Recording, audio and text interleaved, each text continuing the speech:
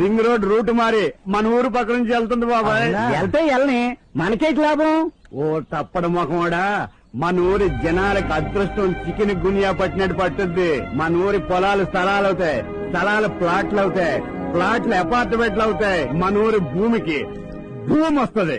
ఎకరం 15 కోట్లు వదిలిపోయే పాటలు, ఎకరం 16 కోట్లు ఎదురు వచ్చే నాట్లు, ఎకరం 17 కోట్లు తుడుచుకోబా గేట్లు, ఎకరం 18 కోట్లు మన బిల్లు గేట్లు.